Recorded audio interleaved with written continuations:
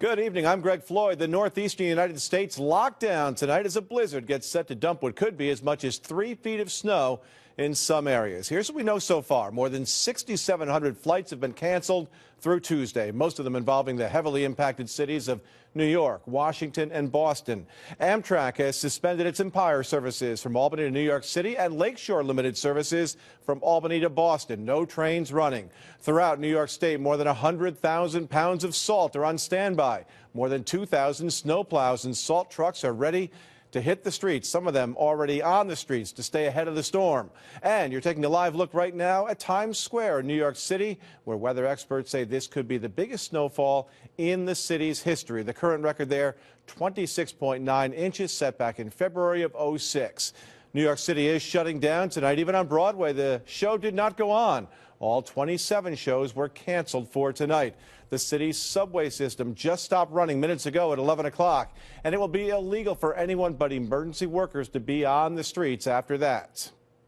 If you are in your car and you are on any road, you will technically be committing a crime. It's a misdemeanor, and a summons up to $300. A similar travel ban is in place in Massachusetts, where those violating the order could face fines up to $500.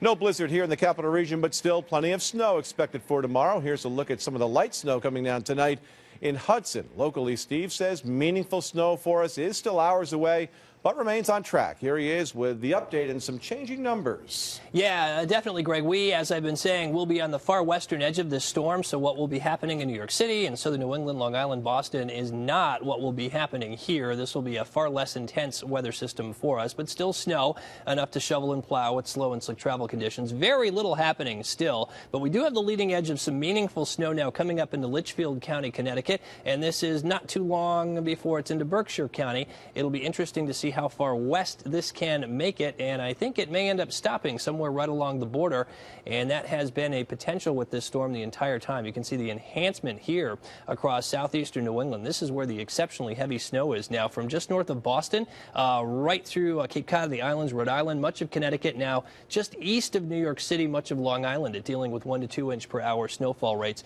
And again, that's going to get closer to us, but I think we'll probably stop short of most of the area, which will lead us put us on the much lighter side of the storm. But it will be cold, it will be breezy and snowy tomorrow. 13 degrees, your 8 o'clock temperature, 15 degrees at noon, probably no better than the upper teens during the afternoon. Light fluffy snow means it'll be easy to move, but it also blows around, and that will mean reduced visibility and tough travel. And I have reduced the numbers. That, Greg, will be coming up in the next couple of minutes.